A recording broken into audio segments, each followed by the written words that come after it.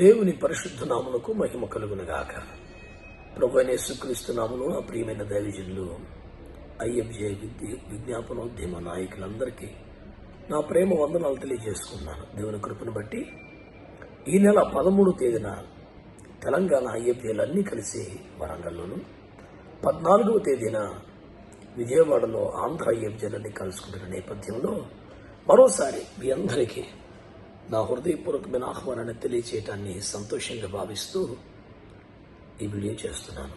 ముఖ్యమైన ప్రకటన ఏమిటంటే, ప్రతి ఐఎఫ్జే నుంచి కూడా ప్రాతినిధ్యం ఉండాలని ఎంతగానో ఆశిస్తున్నాను. ఈ ఐఎఫ్జే నుంచి ఎవరు రాలేదు అనేది లేకుండా ఉండాలని కోరుతున్నాను. చాలామంది అలా ఇంతవరకు ఐఎఫ్జేకి రాని వారిని తీసుకురావచ్చా అని అడుగుతున్నారు. తప్పకుండా తీసుకురావచ్చు. కాకపోతే ఎంతమంది వస్తున్నారని ముందుగా తెలిస్తేనే ఆతిథ్యం సిద్ధపరచడానికి వీలవుతుంది. కనుక దైవజనులారా, ఈ నెల 12 తేదీని గుర్తుపెట్టుకోండి.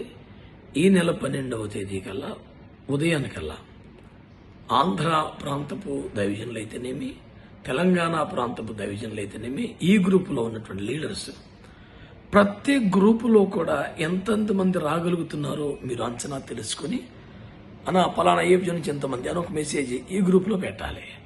అవన్నీ క్యాలిక్యులేట్ చేసుకుని ఆతిథ్యం సిద్ధపరచడానికి ఎన్ని వేల మంది వచ్చినా ఇబ్బంది లేదు.